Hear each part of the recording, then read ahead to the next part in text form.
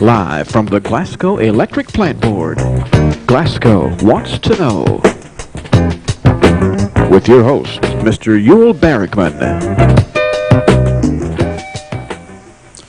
Welcome.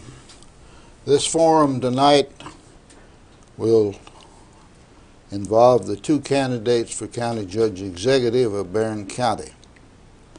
It is being sponsored by the Glasgow Barren County Chamber of Commerce and is being broadcast through the facilities of both cable systems in the city and all the radio broadcasting units in the county. We appreciate their assistance. Now, gentlemen, I know both of you. I'm going to take advantage of my seniority as far as age is concerned, and I'll probably refer to you as David and Freddie. I want to advise both of you that this is not a debate. I'll ask the questions. I may interrupt you from time to time to ask you to elaborate, or I may interrupt to say that we've got to move on to other subjects because we've got a lot of things that could be covered tonight. Freddie, I will begin with you since you are the challenger as the Democratic candidate. Why do you think you should be County Judge Executive?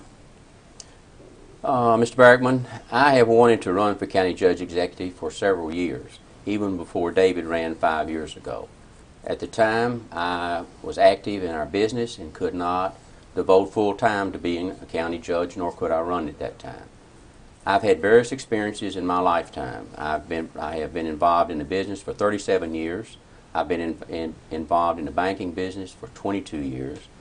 I've been involved in many organizations in Glasgow, Kentucky. I was involved in the Glasgow Barren County Industrial Development Economic Authority. I was the originator of it and the first chairman. And over those years, I think I've gained the experience on being able to cooperate and work with people through the various organizations that I've been in. I know how important it is to work with people and to try to find an answer to the many problems. I've learned over the many years that compromise is very important in being a leader. And I feel like that the various experiences I've had would allow me to be able to compromise and to bring leadership to the Barren County Fiscal Court. Am I to gather from what you're saying that you don't think that the present Judge David has exhibited good leadership and has been unable to compromise? No, sir. I'm not going to say David has not given the court good leadership. I think our court has been disruptive and have had a lot of unrest during the time. And I think through my leadership I can solve that unrest and work with the people to try to get some things done with a lot of controversy. David, why do you think you should be retained as County Judge Executive of Barren County? Well, Mr. Barrickman, over the past 4.5 or 5 years, we've been able to accomplish a number of things for the citizens of Barren County. The fiscal court and I, along with the governments of the city of Glasgow, the cities of Cave City, Park City, and Hinesville, and the Commonwealth of Kentucky, have accomplished quite a bit for the citizens of our community. We can look around our county and recognize that things are better here than they've been in a very long time. Our economy is in very good shape. We have one of the lowest unemployment rates in the history of Barren County, and there are more opportunities for our citizens today than have ever been existent in the past. I believe that comes as a result of openly and honestly discussing and debating issues that come before us. That's the way our system works. We were founded as a nation on the premise that people should discuss issues that are important to them and to fully debate those issues and then to act upon the issue after a full and open debate. I think we have done that over the past 5 years, but more importantly, I think we have exhibited to the citizens of our county that the Barren County Fiscal Court, under my leadership and in cooperation with the members of that court, have initiated a number of programs and have done a number of very, very good things that have benefited the citizens of our county. Of course, the county judge executive may have a deputy, and I understand you have one. Is that correct? That's correct. And who is your deputy? My deputy is Mitch Brown. And if you are reelected, do you intend to keep Mr. Brown as your deputy? Yes, I do. Another important office in the county that is appointed by the county judge executive with approval, but in my mind, one of the most important offices is county treasurer.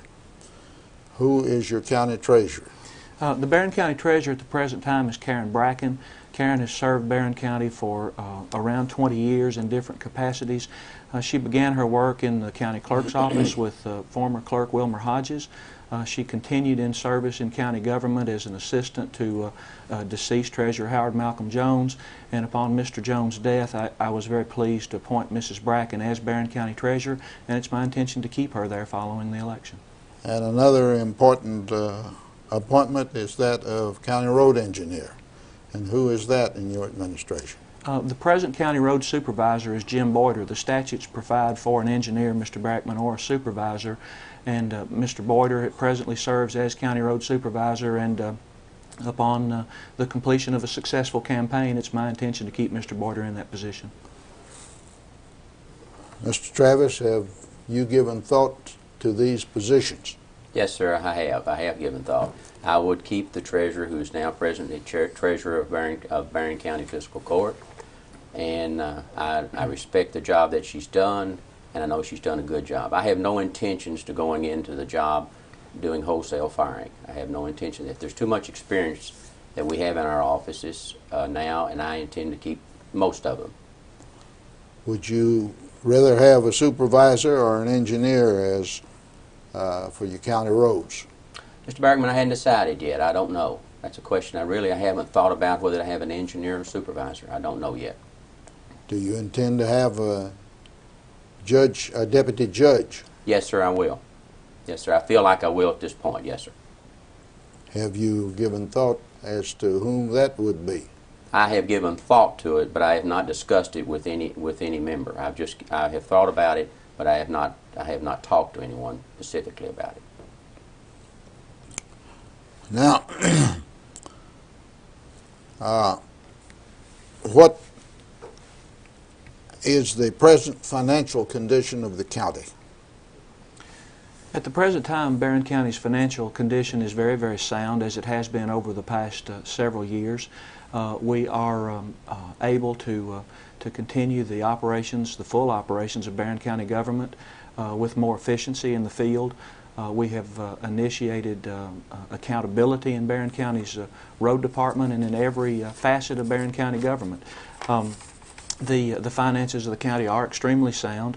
We've been able to do the things and accomplish the things that we've done over the past 4.5 or 5 years because we've been able to effectively and efficiently administer the county's budget. What is the budget? What's the size? The budget this year is approximately $9 million, but that's an aberration really because of the construction projects. The budget generally is in the range of $4.8 to $5.5 million, and we're operating well within the budgetary parameters that were established by the fiscal court in May and June of 1998 for fiscal year 1999. So the county's financial standing is very sound, as it has been in the past. Do you have a surplus? We do have a surplus, Mr. Barrickman. We have operated with a surplus over the past several years in Barren County government. We believe and intend to continue to have sufficient funds to operate the government throughout the lean times, which are generally the summer months, as well as the flush times, which are the periods of December, January, and February, when we are collecting property taxes. The surplus is spent down somewhat from 1994, in that we were able to work with the General Assembly through State Representative Steve Nunn and through the Brereton Jones administration to purchase the Howard Clinic to serve as the Barren County Health Department up on West Washington Street. That was a tremendous initiative that we were able to put together because The fiscal court recognized that the facilities on Liberty Street, which had been operated since the early to mid-1950s, were inadequate. The opportunity came up for us to be able to purchase the Howard Clinic. We went through the process, once again a very long process, to make sure that that facility was renovated to provide sufficient space for the health department. Roughly, what's the surplus now? The surplus is about $450,000 to $500,000. That's roughly, if my memory is correct, about $1 million less than it was in '94. It's about $750,000. That's correct. Do you propose any changes in the way that the financial situation of the county is? At the present time, I do not propose any changes, and it's because I have not had to experience in the office to find out exactly how sound the financial shape we're in and how much surplus we actually have. I'm sure that the incumbent is right upon his figures, but at the present time, I'm not familiar enough with the figures, but knowing, as you know me, you know that I would prefer to have a surplus at all times. There has been discussion in the county, pro and con, as to the need or lack of a need for a county police force. David, do you favor a county police force? Yes, Mr. Barrickman, I do, under the circumstances that presently exist in Barren County. The federal government initiated a program several years ago called COPS, Community-Oriented Policing. At that time, we approached the Barren County Sheriff's Office to make available to him the grant writing ability that we had in the office at that time. Sheriff Jones informed us that he would prefer not to deal with federal grant programs of the nature of COPS, and we dropped the idea. The opportunity arose for us again in the summer of 1998. Given the experience 3 years ago and the sheriff's desire to refuse that assistance from the federal government, we worked with the Barren River Area Development District's justice people, Janet Holloway specifically, to submit an application to the federal government, the Justice Cabinet, for a COPS grant to provide funding for 4 officers for Barren County. That grant application was held on my orders to make sure that no other institution in Barren County submitted a similar grant application. That opportunity was available to every county judge executive in the Brad and to every sheriff in the Brad. When it became apparent that no other Barren County agency would apply, we submitted the application, which is still under consideration. What is the basis for your wanting a police force then? The fact that it would be financed by funds from the federal government? Mm-hmm. Is that the basis? That's part of it, Mr. Barrickman, but the COPS program is unique in that it provides community-oriented policing. As the citizens may recall, the cop on the beat is generally the way that most crimes are solved. They're solved because somebody tells somebody else. And people are usually comfortable with a person that they see on a day-to-day basis, and that's the idea behind COPS. We had a short seminar, a 2-day seminar in April or May of 1998. My opponent attended it for 1 day with me, where we heard some people from Richmond talk to us about the COPS initiative and about the advantages of it. That set me to thinking again that this might be a good opportunity to provide additional law enforcement in the county. It will in no way affect the operation of the Barren County Sheriff's Department. It would be an agency that would be turned over to a merit board made up of 5 citizens of Barren County. Let's don't go into that because we don't have it yet. I understand. Are you in favor or against the county police force, Freddie? I am against the county police force, and my reasoning behind it is that the grant that was applied for is approximately $235,000 grant. It is not a perpetual grant. It's for 3 years.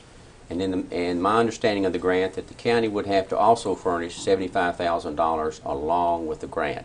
My information came from reading the paper. I do not see that Barren County needs 2 different police organizations. We have a sheriff who was elected by the public and who can be voted out by the public.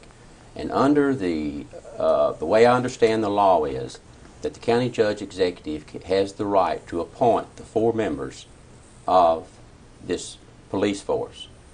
And I don't think that I, as a county judge executive or anyone else, should be appointing people to handle police work within the county.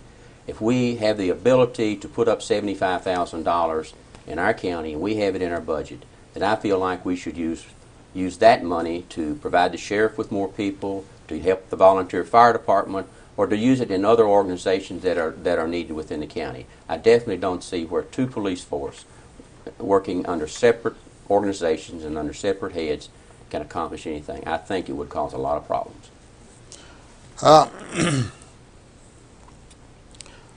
There's been much talk and much debate, as both of you know, about the annex building program and the courthouse building program.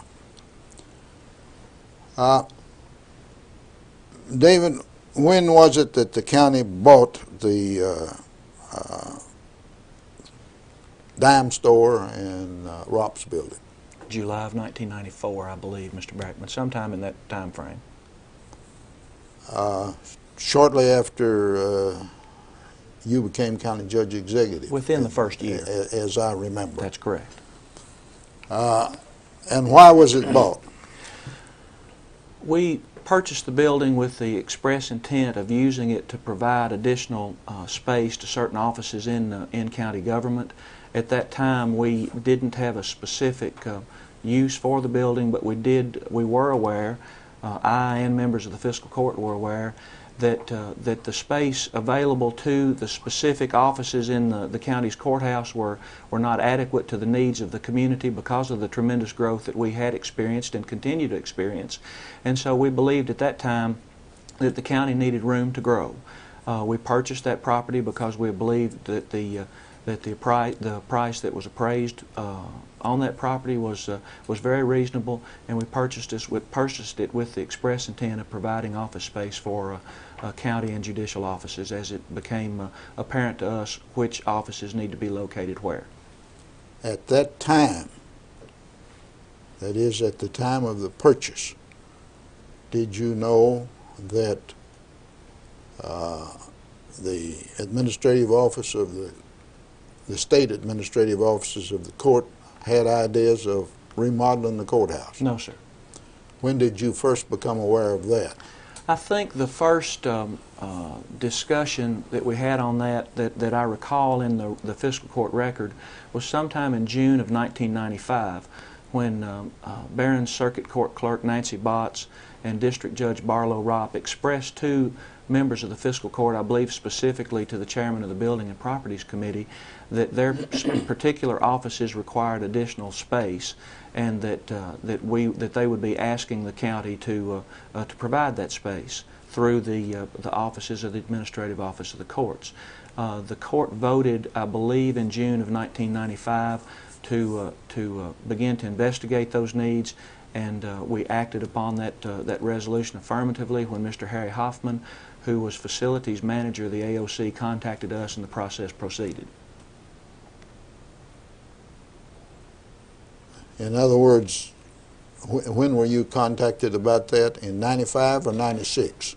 In 1995, the fiscal court had the request from Mrs. Botts and Judge Ropp. That's in the court record. I understood that, but Mr. Hoffman's contact was sometime within 6 months of that date. I don't recall the exact date.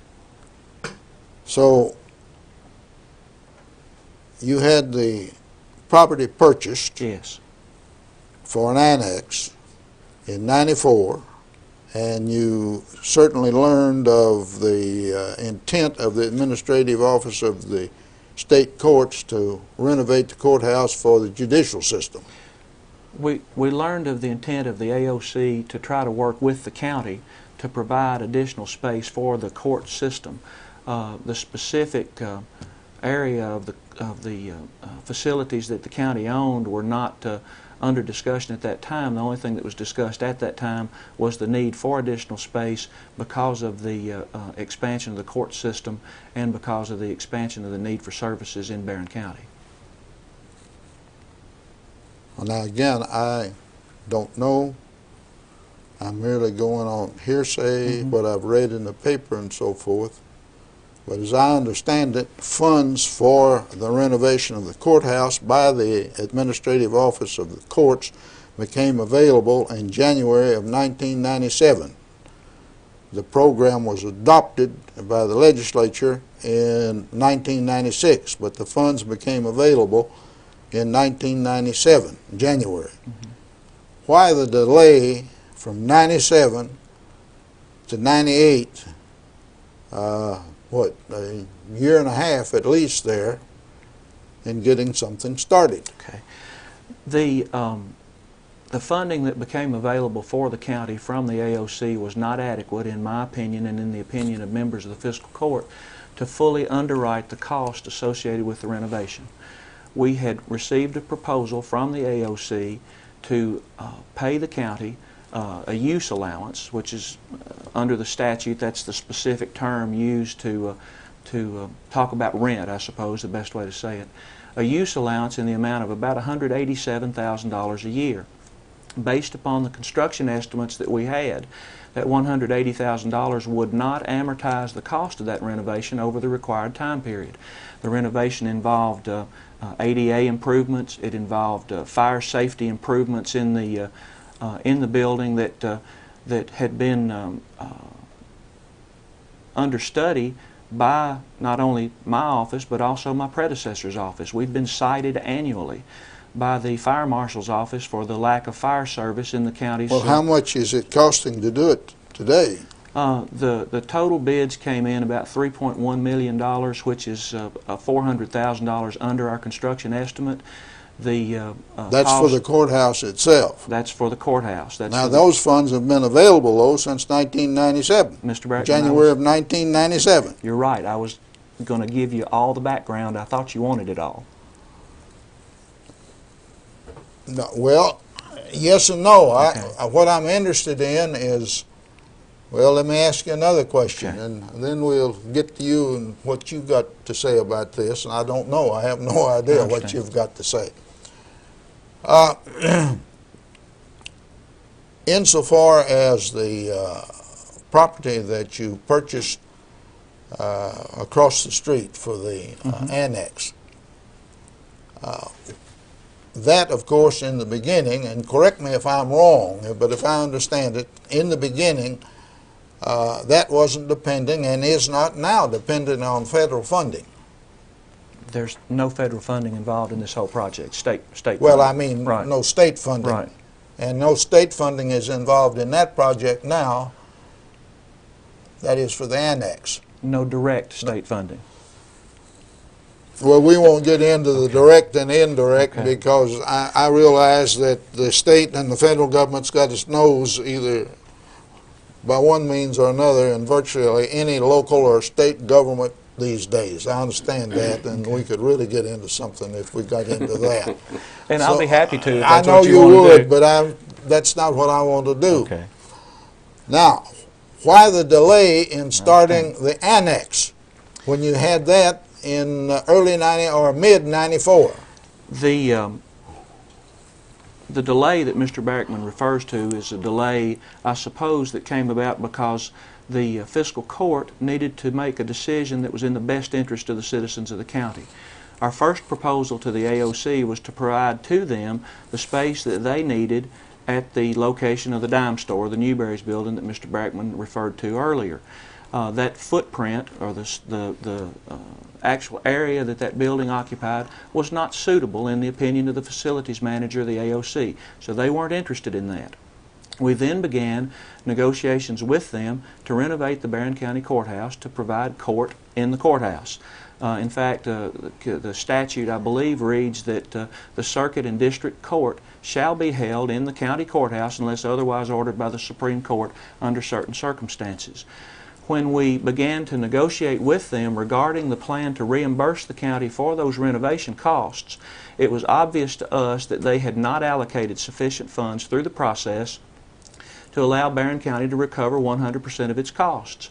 We continued negotiations with them and reached an agreement in June of 1998, finally, for the AOC to reimburse Barren County 100% of its costs incurred upon the renovation of the courthouse for a facility for courts, and in addition to that reached an agreement with them to provide a an operating cost allowance that will be sufficient to cover a portion of the renovation of the Newberry's property. That's the indirect money that I referred to earlier. Well, So the process was very long in that I and members of the court were trying to protect the financial interests of the citizens and taxpayers of Barren County. insofar as the Newberry property, as you have referred to it, is concerned, wasn't a part of the delay caused there by an effort, and I'm not saying it was good, bad, or indifferent. I'm just trying to straighten this stuff out. But wasn't a part of that delay caused by an effort on your recommendation to permit private contractors to build it and then the county lease it? No, that's not. That's just an alternative that we investigated. How long were you all trying that? 3 to 6 months, I assume. I can't remember the exact time frame, Mr. Barrickman. There was an effort when it became obvious that we needed to look at a number of alternatives. It's incumbent upon us as responsible members of the government to look at every alternative available to us. The alternative to allow private enterprise to purchase that property and then to lease it back to whatever government agency that it chose to do so is one way that we saw to provide the necessary space for the operations of county government. It's an alternative. It's incumbent upon us as elected officials to look at every possibility for providing service to the taxpayers that's viable. That was a viable alternative, and we looked at that. And of course, insofar as the annex is concerned, that contributes to the delay of It building contributed to the time frame, yes. Now,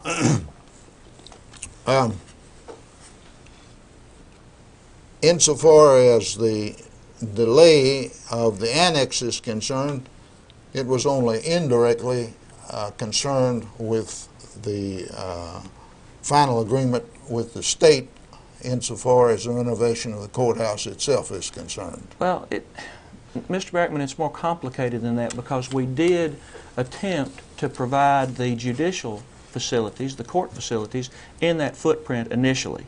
So this must be looked at as an entire package rather than as one isolated case or another isolated case. Well, again, directing your attention to the annex, and then I'm going to get off of this and give him an opportunity to give whatever observations he may have about it. But if I understand it correctly, and again, from reading the paper and so forth, I haven't talked to you or anybody else about this. I've been listening to hearsay and so forth. You put a new roof on the annex over there. You tried to let a contract and found out you were letting a contract or wanting to let a contract on property that belonged to somebody else as well as property that you own. That is, at least that's what was in the paper and so forth. It included some legal offices, some private legal offices, is the way it was reported. And then finally you turn around, or somebody turns around and decides to, in order to get an adequate annex, you're going to have to destroy the building and start from scratch, which are the plans now. And I'm not saying that's good, bad, or indifferent. But who was responsible for all of that? The entire fiscal court, Mr. Barrickman. No action of the county judge executive, as you're aware, can be taken without the approval of the Barren County Fiscal Court. The court fully discussed the opportunities and options available to it. We proceeded in a way that the court ordered the proceedings to take place, and we did so with complete and full concern for the best interest of the citizens of Barren County. But the court also deals, and you have the right, and you do make recommendations to the court. And some of the recommendations are that some of the things that we've talked about here were recommended by you, were they not? To the court? Yes. Certainly, some of them were.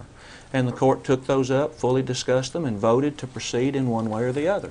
Do you have any comment about this subject one way or another? It is being, I'm sure you know it's being discussed in the county. It has been discussed in the county. It's going to continue to be discussed in the county, and I'm not placing any blame or anything else. I'm trying to see what the facts are. It is being discussed in the county. And a lot of the people that I've talked with in the county is upset that we have given the courthouse to the AOC people. They feel like that, which has been done in a lot of other counties, that a justice center could have been set aside and off in some other property, and we keep the courthouse for our office in which we attend them. I feel like that I would have handled it differently if it had been me. I would have not turned the courthouse over to the courts. I would have found a way in which to leave the courthouse offices in the courthouse and move the judges out into a separate building somewhere, and I think that could have been worked out with the AOC. But I do not approve the way it's been handled, and there's a lot of people in Barren County that do not approve of it.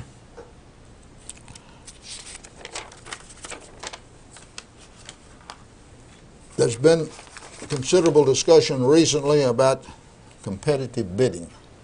I just have some subjects here, generally, that no questions, but subjects that maybe we should discuss. And there's been some criticism, particularly more recently, by the automobile dealers about the way the competitive bidding has been handled by the county. And then there was discussion earlier over the selection of the employment of a manager to oversee the construction of the courthouse annex and the courthouse itself. I realize that and know that under the law, first of all, that insofar as the manager and so forth, the people that were employed to manage the construction, they did not have to be bid competitively. I understand that. The rest, of course, the law is that any purchase over $10,000, they must have competitive bidding.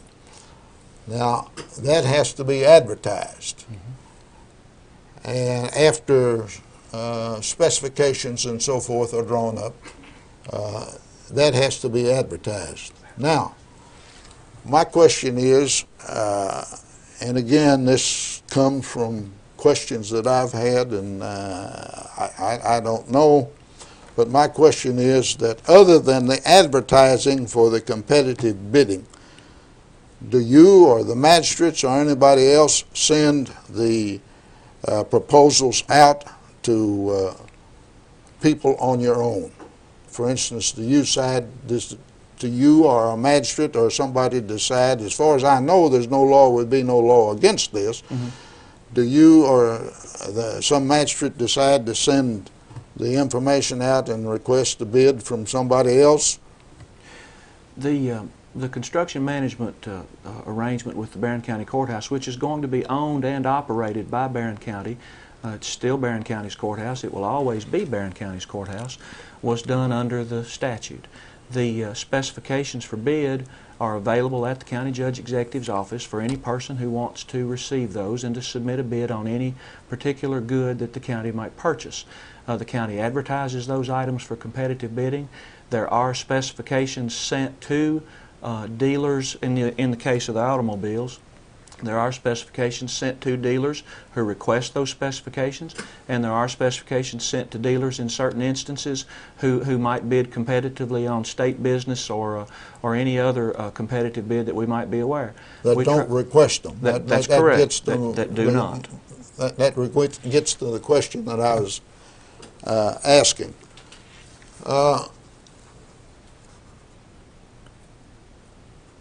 And then, of course, the bids are sent in, and I think that possibly out there's a misconception, I'll let you explain it, that somebody sees them before they're open generally, publicly.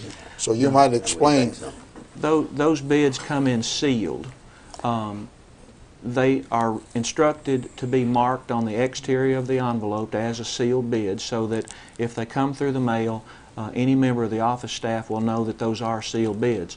There have been instances in the past, two I believe, where an envelope came in without any exterior markings and it was inadvertently opened, and then once the bid was once the particular specification was noted, then it was immediately resealed by the staff member and initialed as an inadvertent opening, but that's simply because it was not properly marked on the exterior of the envelope. But they are sealed bids. No one knows in advance of the opening of those bids in public at the fiscal court meeting what those bids might be. How, and again, the bids are supposed to be checked to see if they meet the specifications. That's correct. How is that handled? The general rule during this administration has been that we open those bids, we read them aloud. When we complete the reading of the bids, we refer those to a specific committee. In the instance of a county road department truck, for example, we refer that to the Fiscal Court's Transportation Committee for study. In the event of a police car, then we normally refer that to the county's Safety Committee for further study. That's the process that we followed in every case, to my knowledge, except for the one to which you refer, which caused the latest uproar on the part of the car dealers. It was my recommendation at that time that the Safety Committee take those bids and study them to make sure that all the specifications were met. There was expressed to the court some urgency that those bids be taken on that day. A motion was made by a member of the court, duly seconded. The motion was not out of order, even though it was not in keeping with normal procedure, and the court voted to award the bids to the apparent low bidder based upon the announced opening that day. And that brings up another matter that the public is not always aware of. It's not necessarily the low bid. It's the low and best bid. That's correct. The court... Go ahead. You or me? Okay. Go ahead. The court's obligated to accept the lowest and best bid so long as specifications are met. It's been our procedure to accept the lowest bid so long as we have no information to the contrary that the specifications have not been met. And that's the case, that's what we follow in every case, I believe. In the case of the automobile dealers, did any dealer finally submit a bid but didn't request the specifications and got the specifications some other way? Mr. Barrickman, I can't, that may have happened. I'm not sure. I can't, I don't know about every call that comes into the office requesting specifications. I know that we advertise. I do know that in the past, in a 30 to 40 mile radius, we try to submit specifications to any agency that would care to bid. They don't always submit bids, and sometimes they do. We just don't know who's going to choose to bid on Barren County's business any time that we have need to purchase an item. Freddie, you have any comments about the present bidding system or anything you might suggest as far as changes are concerned or checking? Probably not at the present time. And I'm sure all the bids are sealed, and I'm sure they're not open until they go before the court. I've dealt with enough sealed bids in other instances that I've been involved with other institutions. School board, for instance, we had sealed bids and we opened them in front of the public, and I'm sure David has done the same thing. I don't feel that there's anything been done wrong in opening of sealed bids. I would like to see everything that possibly can be sold in Glasgow, and to the dealers in Glasgow, and to the people that pay the taxes and help us when we're in need in Glasgow. And that's the reason I think a lot of times the lowest is not always the best bid, and I think we have to consider that when we take the lowest bid, we should definitely be sure that it is the best bid for the county. You got anything else you want to say in regard to competitive bidding? Well, it's obvious that we have operated under the provisions of state law. It's unfortunate that the members of the court saw fit to depart from procedure in this particular case and caused some disturbance among the local automobile dealers. That's always unfortunate when that happens. We certainly would like to do business in our community every time. Sometimes that's not possible. We have an obligation, I believe legally and morally, to 38,000 citizens of this community to spend their money as wisely as we possibly can. Freddie, in one of his opening remarks, told about his ability to compromise. One of the things that's said against you, again, by the public, is that you don't have the ability to compromise. How do you plead? Guilty or not guilty? There is a very small minority of the public that insinuates that I, in my term in office, have been unable to cooperate with the members of Barren County Fiscal Court. I suppose that one can make a very strong case that that is not an accurate insinuation. One can look around our community and look at specific examples where we have been able to work with fiscal court, with the Glasgow City Council, with the governments of the other incorporated cities, and provide goods and services that our citizens expect and demand. A bridge over Trojan Trail was constructed in the first year of this administration because the City of Glasgow, the Glasgow Water Company, the Transportation Cabinet, and Barren County Fiscal Court agreed to work together to provide that bridge. In addition, the Barren County Health Department was provided to the community up on West Washington Street because we in Barren County Fiscal Court were able to work together with the Jones administration to receive a substantial grant for the purpose of that facility. In addition, we have a bridge over Skaggs Creek that washed out over 30 years ago that we've been able to reconstruct because the Paul Patton administration and this fiscal court have worked together to provide that. I thought Lieutenant Governor Henry claimed credit for that. Well, Lieutenant Governor Henry spent a good deal of time down here. He did work with us on the project, but it is the Patton administration, even though the Lieutenant Governor is a part of it. In addition, one of the things that all of us need to take a great deal of pride in is the $9 million allocation from the General Assembly for the Western Kentucky University Glasgow campus. Mr. Travis has been the chairman of the local advisory committee. I sit on that committee along with a number of other citizens of our county. That's something that all of us need to be proud of. It's something that we were able to do because we worked together to do it. So the insinuations and innuendo about a perception that I have an inability to compromise are just that. The proof of that pudding's in the eating. You can look out your window and see the progress that's been made in Barren County, and I think you'll agree with me that we have a tremendous record of achievement and accomplishment in this term of Barren Fiscal Court. Do you have any comments? Yes, I do. I think the bridge over Trojan Trail was approved before you came into the office. I think it was approved before you came into office. I don't think so. You don't think so? No, well, sir. I don't. Well, I'm on the understanding it was. And as far as working with the $9 million that we're getting from the state, you had very little to do with that, David. Well, I sit on the advisory You sat council. on the advisory committee, but you had very little to do with that. There were other people that worked with that. I said we. Yeah, I said we. As a community. As a community, but there were a lot of other people that are responsible for that. Our representative and our senator's responsible for that. Certainly they are. Phil Patton has a great deal to do with that. The president of Western had a great deal to do with it, and a lot of other people. I don't think you had very much to do with getting that done.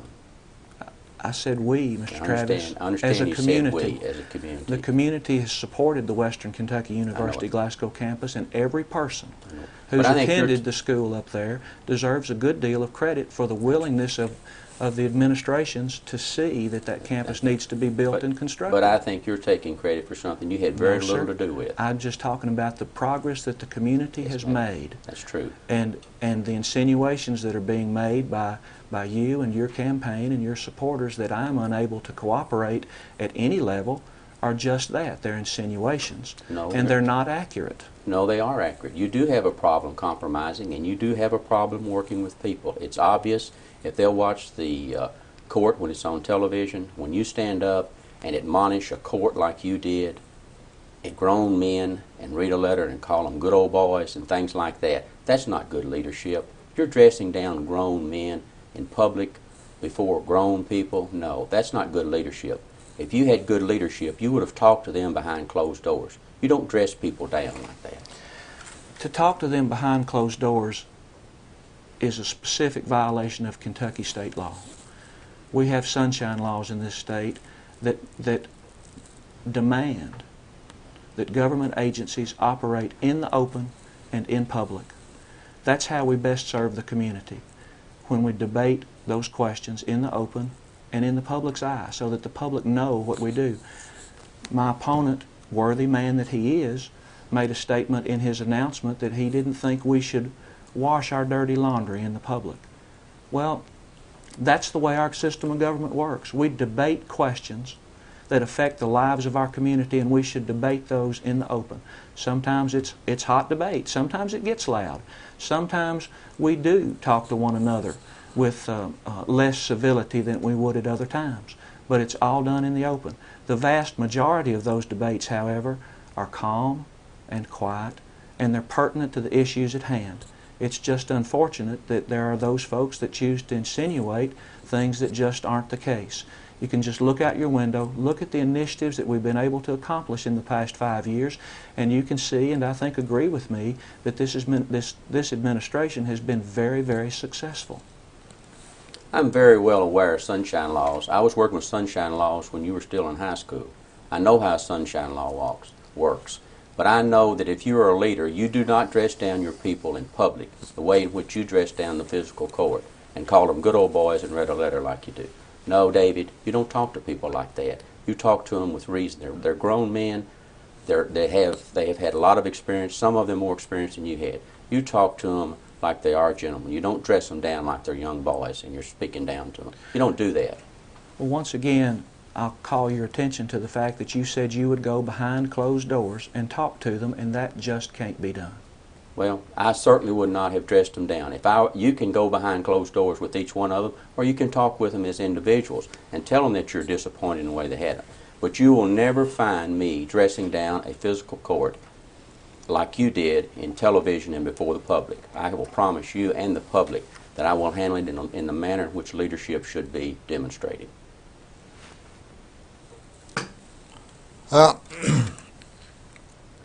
Of course, the county judge executive is the chief executive officer of the county. And the chief executive officer of the county, of a state or a nation, oftentimes use the office for what is commonly referred to as a bully pulpit.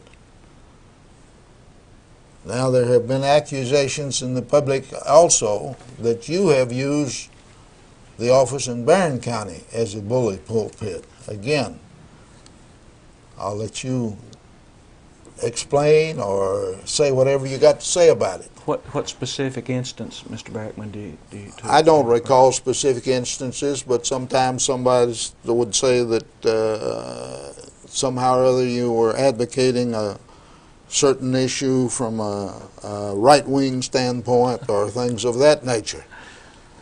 You know how politics are. I'm just telling you that is out there also, that you have used it as a bully pulpit, and there's no law against it. There's nothing that says you can't do that.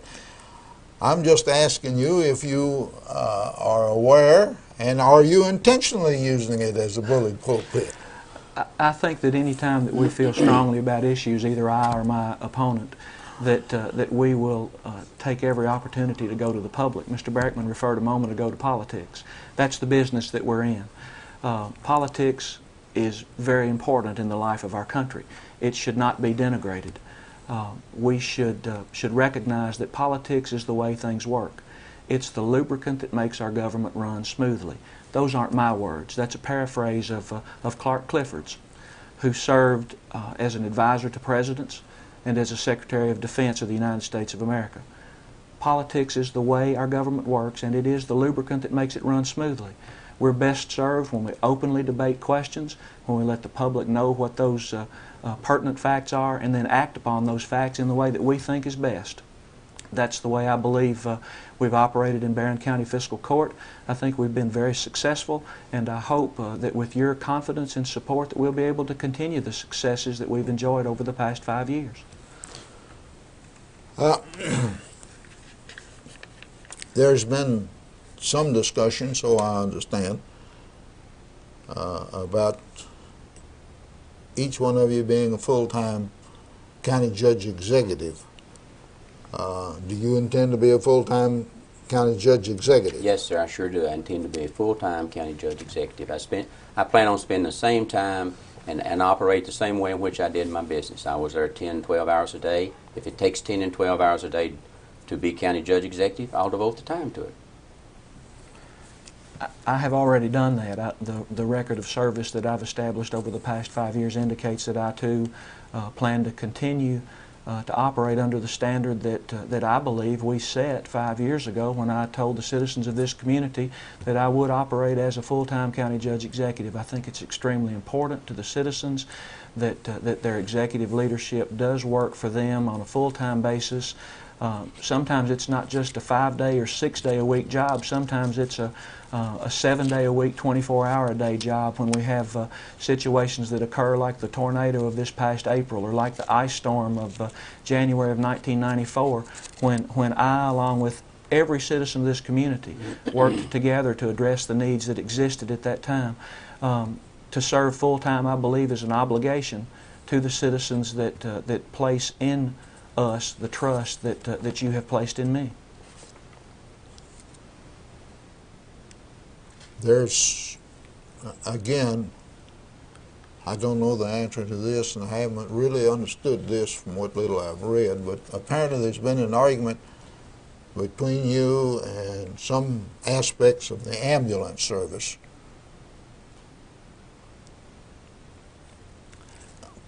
Tell me what it is.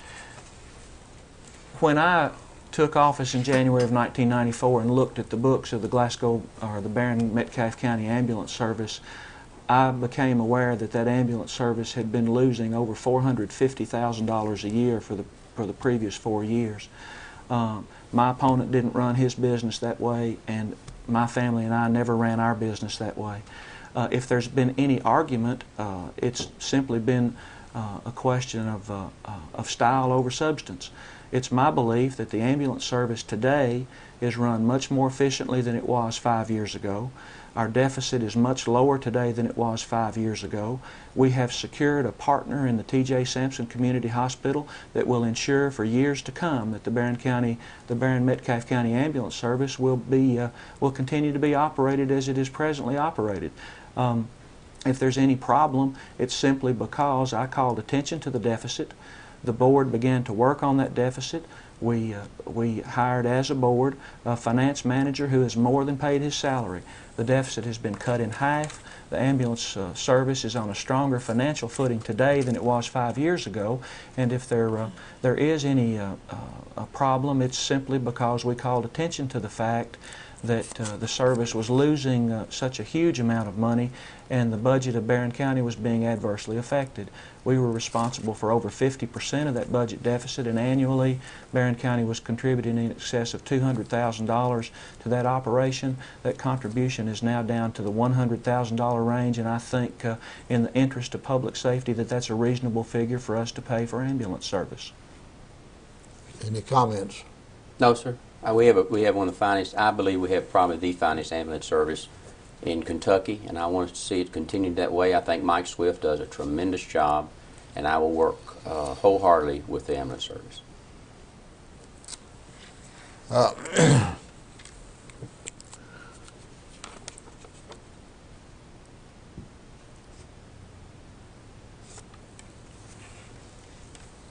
Insofar as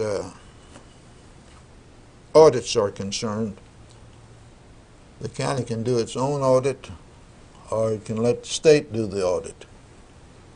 And as I understand it, the state is doing the audit now. That's correct. Do you propose to make any changes in that in the event you are elected? No, sir. I will continue to have the state audit. Now, the county judge is also responsible for receiving certain reports and possibly seeing about audits to various district organizations. How many are they that out in the county now that you as county judge executive are supposed to receive reports from and audits? I'll have to count for just a minute. There are several. I know. By virtue of the office, the judge executive is is a member of the board of directors of 20-plus different organizations, all of whom receive audits, all of which are reported when they're available to the fiscal court. Some of the ones that come immediately to mind are the Barren River District Health Department, the Barren River Area Development District, the Barren Metcalfe County Ambulance Service, the Barren County Metcalfe County Emergency Communications Center, among many, many others. So there are a number of audits that we receive annually. It's the responsibility of the county to see that they are audited too. That's true, but normally those agencies, those political subdivisions, are responsible to contact or to contract with their own auditors, and then they make that information available to the county. An audit is conducted under generally accepted accounting principles, and those are right specific in what has to be done. So a qualified auditor, whether that person be an employee of the state auditor's office or of a private firm, is quite qualified to perform any of those functions. You anticipated my next question. I was going to ask you how the auditors were chosen that did it and so forth. And as I understand it, you've had no problems with any of the districts insofar as having the audits made. No major exceptions. There have been some minor inventory control items that have been suggested in certain agencies, one of which is the Barren Metcalfe Ambulance Service. It's not a serious problem, but it is one that we've had a recommendation to address. There was an exception to the county's audit in fiscal year 1998 when the auditor determined that one of the magistrates had incorrectly contracted for work that he had no authority to contract to be done. We addressed that problem. That's still within the auditor's office. We're awaiting confirmation from the auditor at the present time that action was improper. We believe that the auditor will stand by his initial report that it was an improper action on the part of that magistrate and that it will stand. We're about to run out of time. I want to let each one of you mention another important aspect of the County Judge Executive's office, and that is the county roads. If you are elected, do you intend to permit the magistrate of the district, be the chief individual, to see that the county roads in his district meet their needs, or are you going to be overruling him maybe in some instances? I intend to work very closely with each magistrate in each district when it comes to particularly the road program. He probably will not have control, as you put it, complete control over the roads. No, I will still have an input in it, but I will work very closely with the magistrates and with either the engineer or the road supervisor to see that the roads are taken care of. But I will work very closely with the magistrates, and they will have a great input into what needs to be done in their district. What has been your system, and do you intend to continue it? The system for county road improvements is very similar to the one that my opponent has just described. The magistrate in each district submits requests to the full fiscal court for its consideration. The court votes as a whole to establish a county road and bridge program for improvement, and then it's the responsibility of the county judge executive to enact that road and bridge program. The maintenance needs of the county are the responsibility of the Barren County Road Supervisor. There are opinions of the Attorney General, and there is case law, I believe, that indicates that no magistrate has the authority to supervise road work in his respective district. So we're going to continue with the procedure that any magistrate can submit needs to the county road supervisor, but then his responsibility is to see that those needs are addressed. That's the way it's been done over the past 5 years, and I believe upon re-election that that's the way we'll continue to do it. We've been able to make dramatic improvements to the county's road system over the past 5 years. We've made blacktop improvements that were unanimously voted by the entire fiscal court to over 68 miles of county roads in the past 5 years, and I think that's significant. Gentlemen, we're running out of time. I appreciate each one of you appearing here and answering my questions. And lastly tonight, I want to urge everyone that's listening to go out and vote. It is the only means by which we can control our government. It's supposed to be by the people, for the people, and of the people, and it cannot be that unless you go out and exercise your vote. So when the first Tuesday after the first Monday in November comes, which I believe is the 2nd or 3rd, the 3rd of November, by one means or another, get to the polls and vote. I'm not concerned about for whom you vote. I just want you to vote. Thank you very much for listening. Thank you, Mr. Barrickman.